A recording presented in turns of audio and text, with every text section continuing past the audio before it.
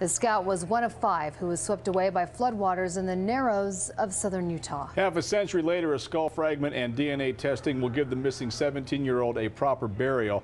Lad Egan traveled to the Zion National Park today to get the story.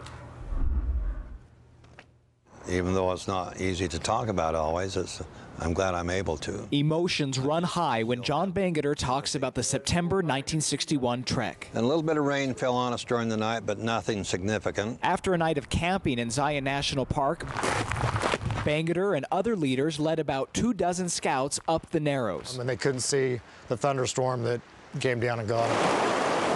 We heard a roar, we turned around, looked back, and here came this wall of water. Bangeter's group, which had just entered a clearing, scrambled to get to higher ground. And we were backed up against the wall with the water lapping over our shoes and waterfalls coming down off the cliffs. All night, the scouts clung to the cliff in terror. Bangeter chokes up, remembering his concern for the young boys. We could tie the canteens around these 2 boys.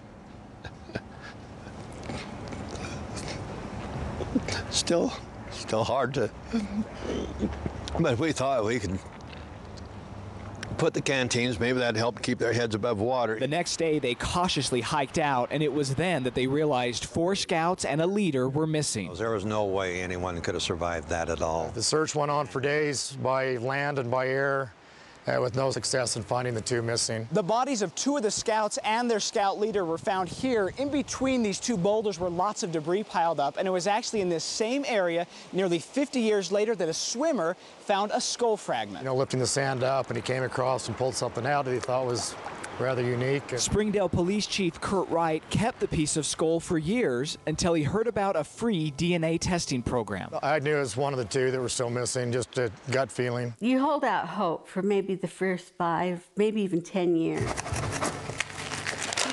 To get DNA samples, Chief Wright got in touch with the only remaining family member of missing scout Alvin Nelson. When they told me they found it, it brought back a lot of those raw memories and those emotions. With DNA samples from the families of both missing scouts, Chief Wright sent the skull to be tested. That it was a positive match for Alvin Nelson. I always felt that it would be found, something would be found. Huge mystery that's been solved. In southern Utah, Lad Egan, 2 News.